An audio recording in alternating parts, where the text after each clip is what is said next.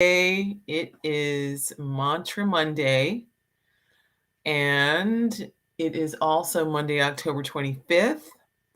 It is, oh my goodness, it is 8:05. So I'm 5 minutes late this morning. We are continuing on with the characteristics of King Puranjana.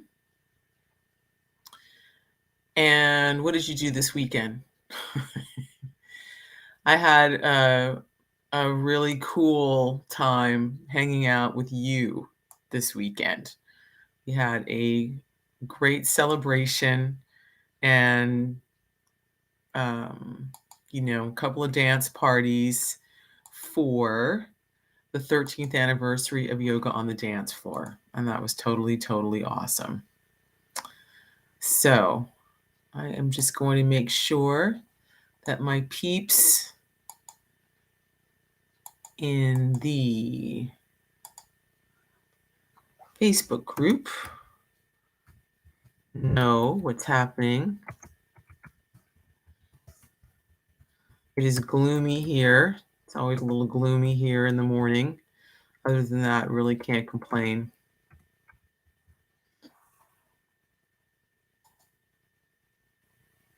Okay. There we have it. We are good. Okay, so if you look up on your, if you look rather in the description, if you are watching on Facebook and if you are watching on YouTube, there is a whole description. In other words, there's the verse that we're doing today, which is verse 36 from Śrīmad Bhāgavatam, Canto 4, Part 4, Chapter 25. Got that?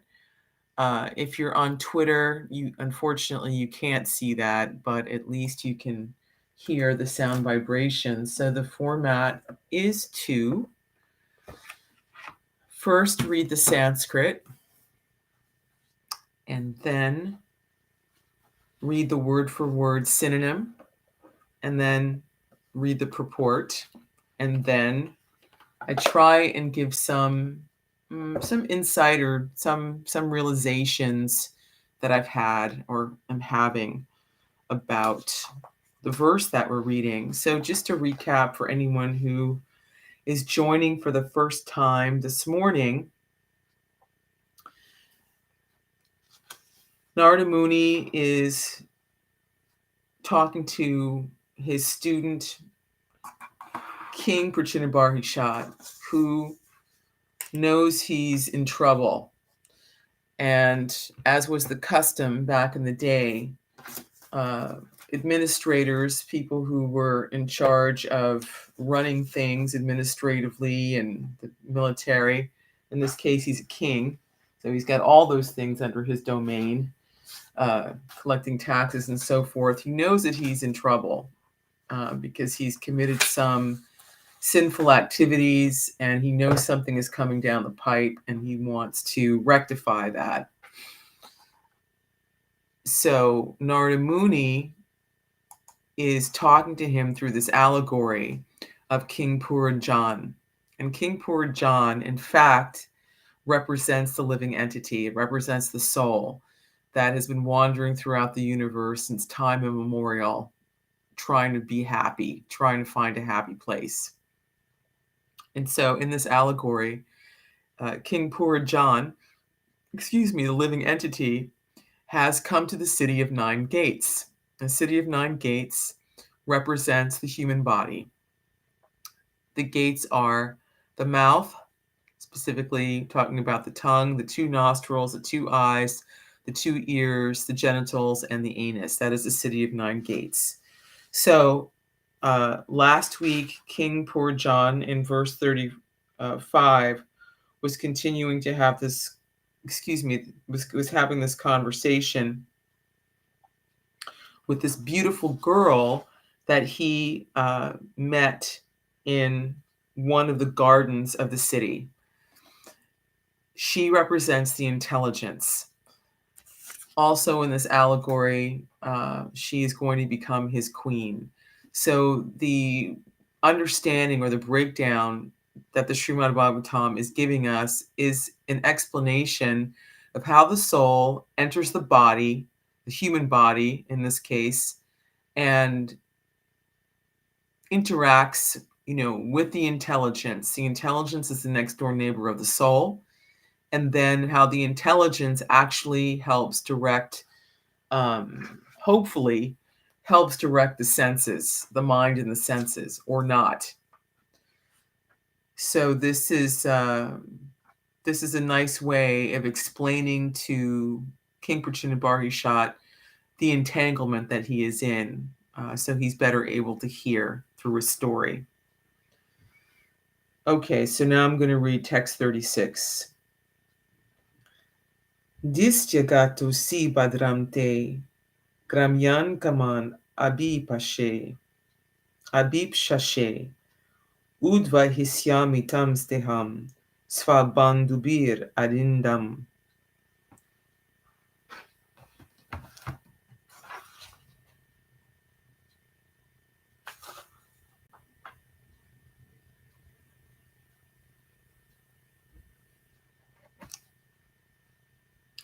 Actually, I think that I may have skipped ahead here. I'm not convinced that I did not do 35 last week. I think I only got up to 34. Okay, let me go back to 35. Yeah, because this is not ringing a bell. Okay, 35. Ete sakhāyah sakhyo me nāryaś māna-da suptāyām mayi jāgarti nāgo pālayan purīm. Ete sakhāyah sakhyo me nāryaś mānada suptāyām mayi jāgarti nāgo pālayan purīm.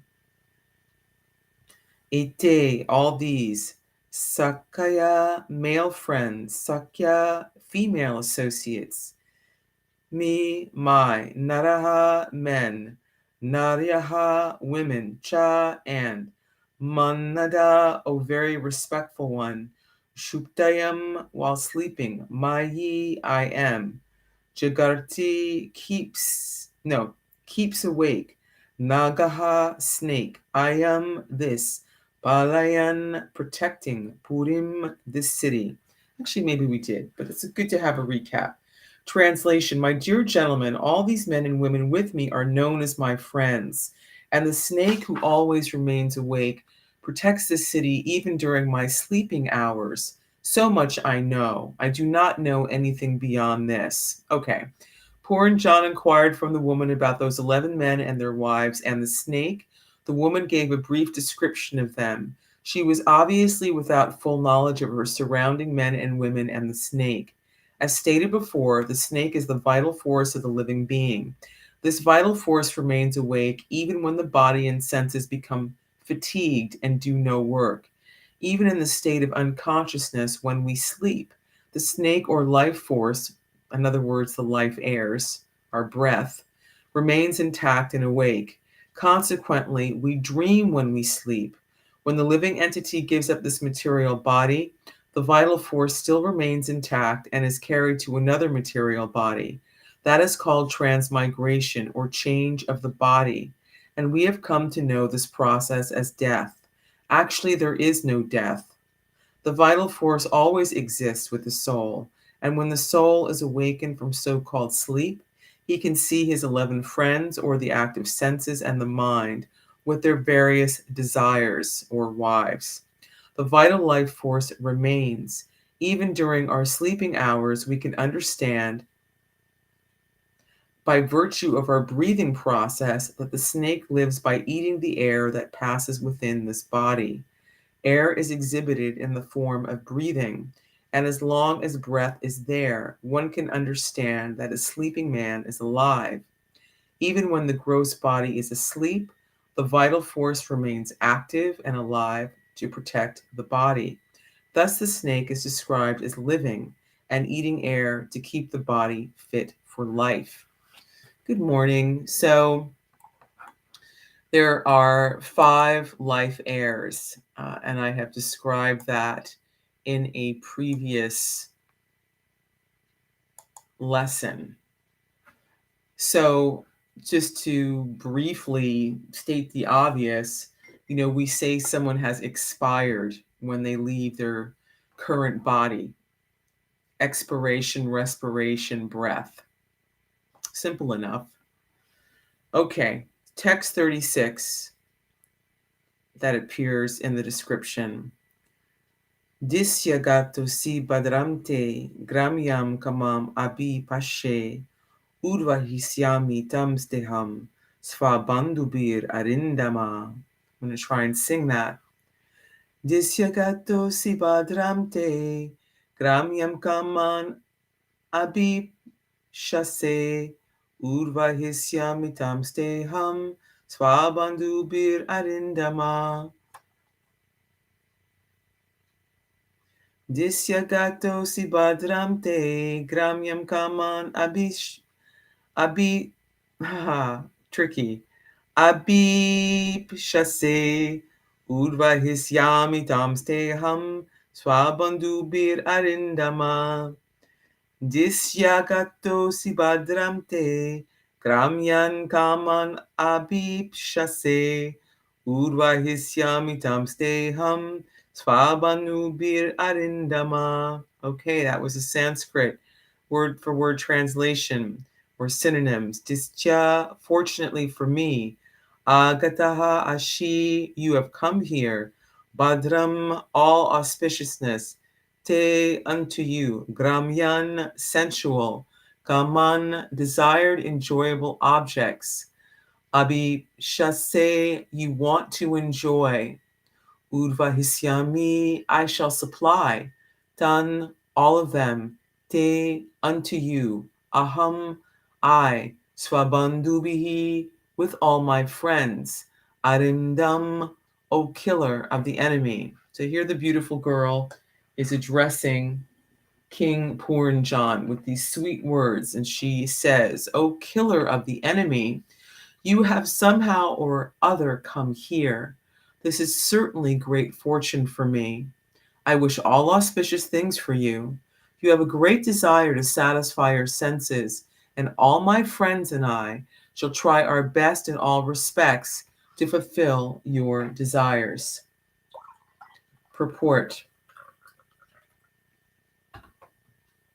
After I take a little sip.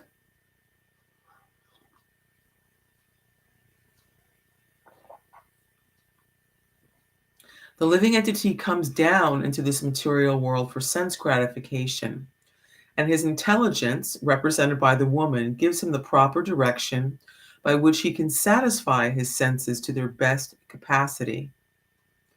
In actuality, however, intelligence comes from the Supersoul or the Supreme Personality of Godhead, and he gives full facility to the living entity who has come down to this material world. As stated in Bhagavad Gita, chapter 2, verse 41, Vyavasyatmika buddhir ekaha kurunandana bahushakahi annanantascha buddhayo vyavasayinam. Those who are on the spiritual path are resolute in purpose, and their aim is one. O beloved child of the Kurus, the intelligence of those who are irresolute is many-branched. I'm going to repeat that.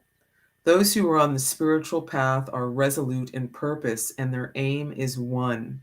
O beloved child of the Kurus, the intelligence of those who are irresolute is many-branched.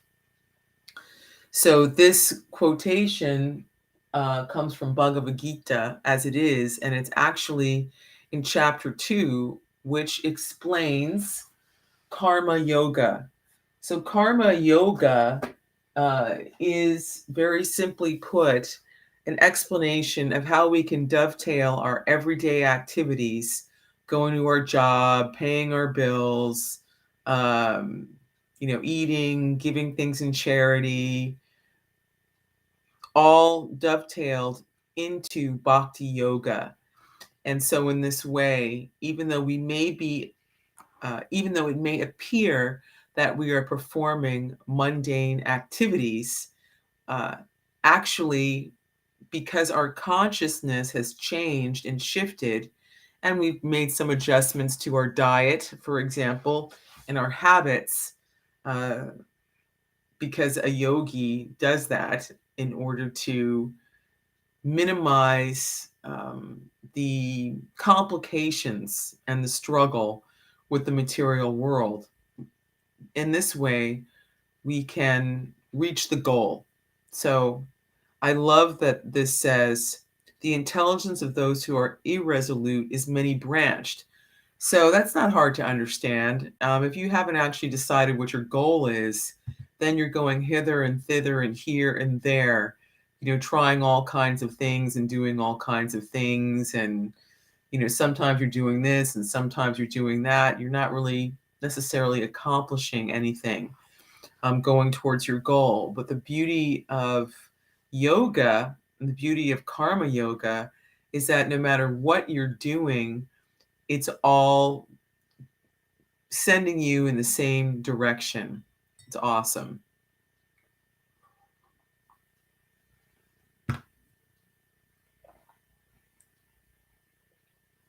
In other words, we don't have to be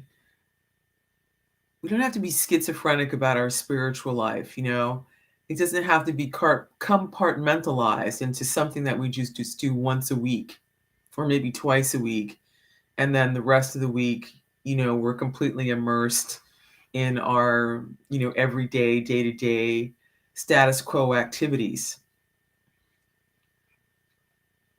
When a devotee is advancing towards spiritual realization, his only aim is the service of the Supreme Personality of Godhead.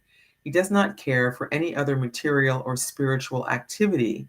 King Puranjana represents the ordinary living entity, and the woman represents the ordinary living entity's intelligence. Combined, the living entity enjoys his material senses, and the intelligence supplies all paraphernalia for his enjoyment. As soon as he enters the human form, the living entity is entrapped by a family tradition, nationality, customs, etc. These are all supplied by the maya of the Supreme Personality of Godhead.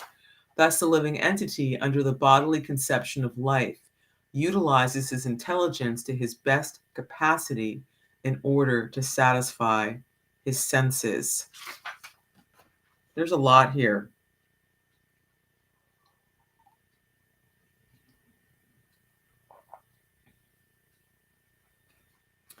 All right, so I'm going to kind of start from the back and move to the front, as it were.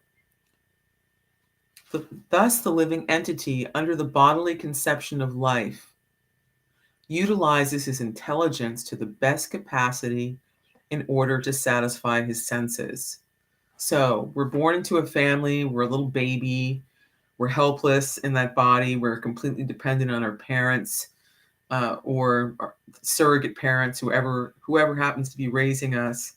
And we are,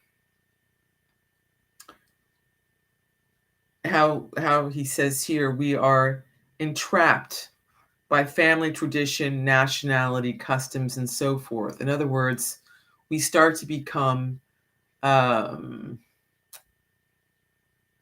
taught how to simply identify with the body, right? So along with the body, right, comes family tradition, comes this identification with the country. It could be the United States. It could be France. It could be Germany. It could be Pakistan. It could be India. It could be so many places. There's so many countries in the world, right? So you're taught, you're a citizen of this country and this is your family. And in this family, we have these customs and we do these things on holidays and we eat in a certain way and so on and so forth. So there's nothing inherently necessarily wrong with having traditions and customs, of course, as human beings. we need a routine, right? We need structure in our lives. But when we are actually not taught the difference between our body and our soul, that's when we get into illusion. So it says here, these are all supplied by the Maya, right? That's the illusory energy of the Supreme Personality of Godhead.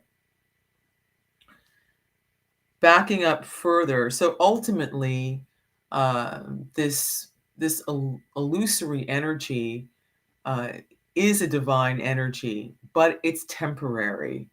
The problem with identifying with our nationality and our family tradition and the customs, in a particular family and all of that, is that it's temporary. And as it's explained previously, when the life air finally leaves the body and we give up the ghost, then we have to change, into another body.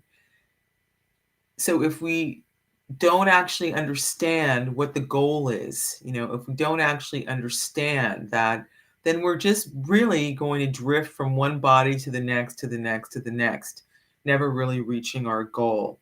So the ultimate purpose of yoga, the ultimate purpose, especially of bhakti yoga, is to put us back in touch with our best friend, is to put us back in touch with our real self, is to help us use our intelligence for spiritual realization, for spiritual purposes, and not simply running hither and thither for some material sense gratification.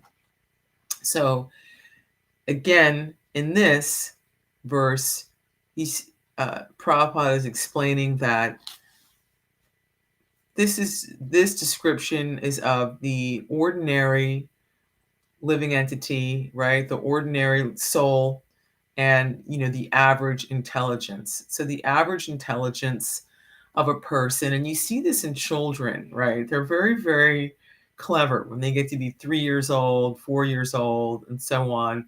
They become very expert at getting what they want, either through crying repeatedly, right? That's how they communicate. That's how they express their distress or displeasure or their want for a certain thing. If you can get a child to stop crying, wow, bingo. That's like a big deal, some relief on your ears and put an end to their distress. But also, for example, my grandson, he was over here for a birthday party that we were having. And we had the cake. I had the cake set up outside on a table, and I had it covered, right? Because it didn't want it to get too hot in the sun or, flies or things like that getting on it. We are standing there, his mother and I are standing there talking in front of the table, literally standing in front of the table. Somehow or another, he was so fast, because their reflexes are so fast and their eyesight are so fast, he managed to grab one of the cookies that was part of the decoration off the cake and give it to the dog. And we're standing right there in front of him. So this is how the intelligence is supplying everything that a living entity could want in terms of sense gratification. It's crazy. It's absolutely crazy. So I was like, how did that happen? We were standing right here, So the intelligence can be applied in this way. Then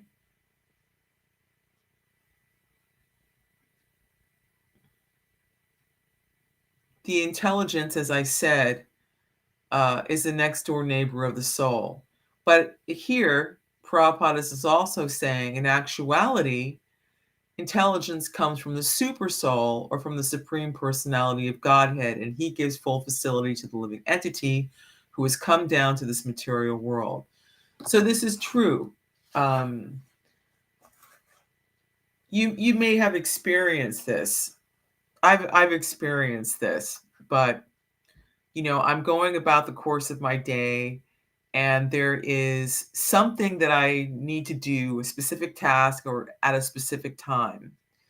Or perhaps I'm cooking something on the stove and I've gone to the next room. And I become forgetful because now I've become absorbed in another activity, right? So what will happen is that I will get this prompt from the intelligence, from this little voice from the super soul, reminding me that, hey, you left this thing on the stove.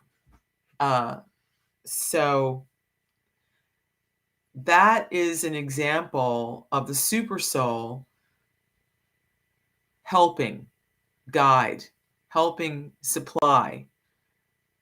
There are two living entities that inhabit one body. We have a friend, in other words, and that friend is called Shaytu Guru or Paramatma. When the yogis sit in meditation,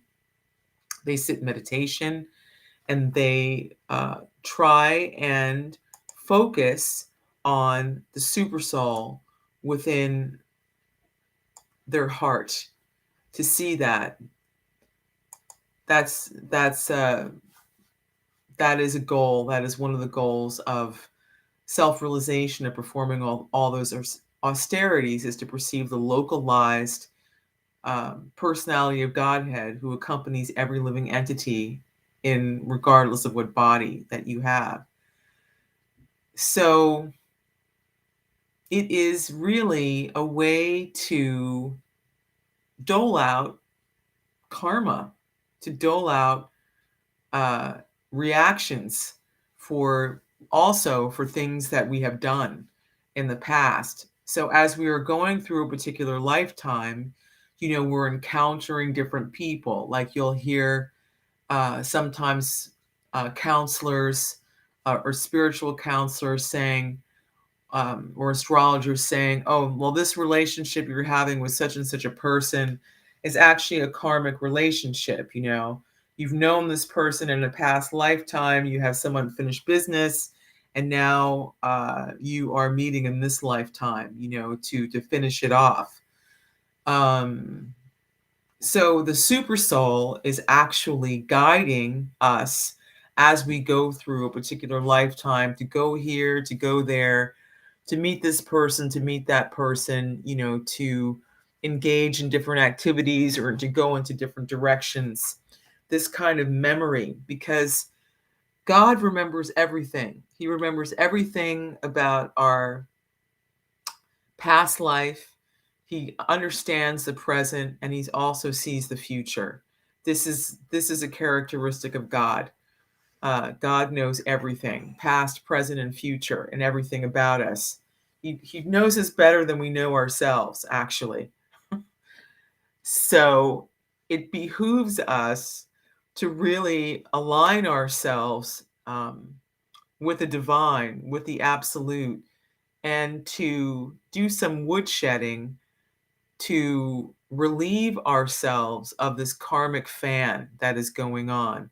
We don't actually want to accrue any more reactions. What we are trying to do, or what we are doing as yogis, is that we are trying to unplug the fan of karma through following the process, the scientific process of self-realization, of bhakti yoga, through the present senses that we have in the particular body that we are inhabiting.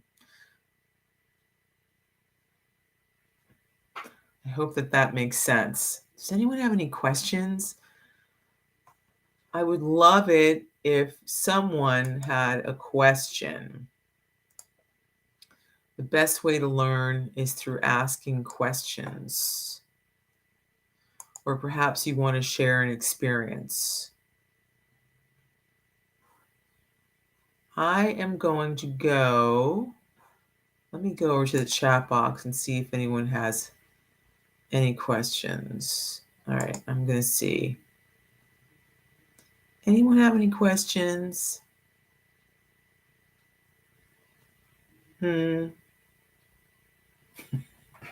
Okay, well, we're at the 30-minute mark. That's pretty straightforward. That is pretty straightforward. Also, I guess I just want to say that if you're interested in getting SMS messages to know when I'm going to go live, you can sign up for that as well on my website. It's akanimusic.com/mantra-Mondays. Pretty sure that's what it is. And there's a little form there where you can sign up. All right, so now I'm just going to read this again. O killer of the enemy, you have somehow or another come here. This is certainly great fortune for me. I wish all auspicious things for you. You have a great desire to satisfy your senses, and all my friends and I shall try our best in all respects to fulfill your desires. So again, this is just outlaying how the intelligence is directing the mind and the senses grouped around the mind to fulfill the basic desires of the living entity. And of course, the basic needs, right? We need to eat, we need to sleep. Hey, Deanna. Hi, good morning. Nice to see you here. Thanks for the heart. Appreciate it. So that is the story. I guess I'm going to stop here because we did 35 and 36. Good morning, my dear. Good morning. It was so nice to have you participating over the weekend. I hope you got to see the unseen footage. Did you see that yet? It's on this channel too when you get a chance. It's really, really, really, really dope. It's probably about, when did I meet you? I met you, gosh, 2009? I think I met you in 2009. I met you in 2009 because you were kind enough to volunteer for some flyer distribution that we did out in Central Park during the Wanderlust Festival, right? Yep. And Josef is the person who introduced us originally, and we went out there with Ulrika and you and a couple of other people because I was doing those yoga on the dance floor shows at that little yoga studio in Dumbo. That's what it was. And you came, and one of your friends came, and Dr. Wong, the acupuncturist, came, right? Yep. And Raymond was there. Good times, good times. I still remember Dr. Wong having a totally amazing experience at one of those shows at that yoga studio. I mean, she went off. Do you remember that? I mean, she then she came back and she was like, I went somewhere and I came back, and she's that was an amazing experience. So yeah, so the footage that I've got in the unseen footage little video up here is before you. It's actually in 2008 in February. It was the Chinese New Year. We were getting ready to do a show. Me and Tom Glide were getting ready to do a show at the Sapphire Lounge at Kervin Mark's Visions party that he was holding there on the monthly, and he would feature different acts and different DJs to kind of like co-spin with him. And it's great. I mean, it's really great. It's really, really great. So it's footage that I dug out from the vault, literally from 13 years ago. And there's also a really great set there too, by Tom. It's actually the set that he made for me for the Sapphire show. It's like 34 minutes long, and it's got remixes of Here's the Light, Popphilia, and God, I'm spacing out on the other one. How could I space out? But I am. Here's the Light. I think I already said that. Third Eye, and maybe one more. And there's only one of those remixes that actually made it to the final Yoga on the Dance Floor album, which of course, anyone who's watching this afterwards, there was a very limited amount of albums that I made, that we made up at the time. I think they were selling at East West Books at the time. A few were at Namaste Bookshop, some at Kripalu. I think I had some at on Krishna.com, and some at, oh my God, how could I forget? I think is it called Calabash Gifts in Brooklyn? They had a store right down from the Brooklyn Museum. They were so kind, So that's the story. So I'm just going to say, people, if you haven't gotten my Mantra and Chill CD, get it. This is limited edition. I can tell I'm not going to make any more of these. I can feel it. So, it's got a beautiful interior, and I'm going to autograph it, and I'm doing basically a free CD offer where you just pay for the shipping. Shipping prices have gone up, especially now, like during the holiday, we're approaching the holiday season and all of that. But for $6.25, it's yours. I think I'm also going to put like a little postcard in for the 13th anniversary.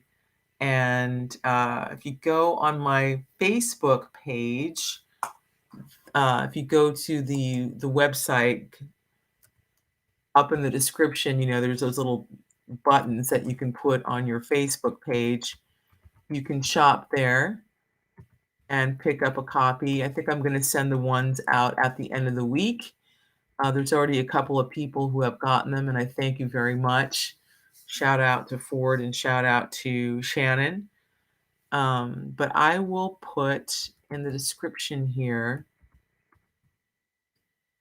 the link. That should work. So that's what's going on, and I'm going to autograph it too. I'm going to get some special, because it's a black background, I think I'm going to get either some special gold or silver magic marker to do that. Yeah, so that's what's going on. Last week was quite the week, and I'm going to keep sharing memories. So, do you have any questions, Deanna, about the verse today? Anything you wanted to ask?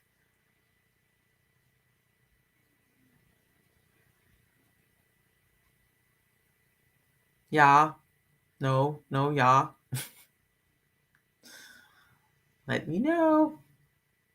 Okay, I guess not, and that's fine.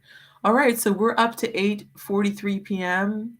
This little session that we have on Mondays runs about 45 minutes. I know that people are busy and they've got responsibilities and things they have to do. So I am going to sign out for now and say namaste. And until next week, you have a great rest of your week. And thank you so much for joining, Deanna. It's great to see you here.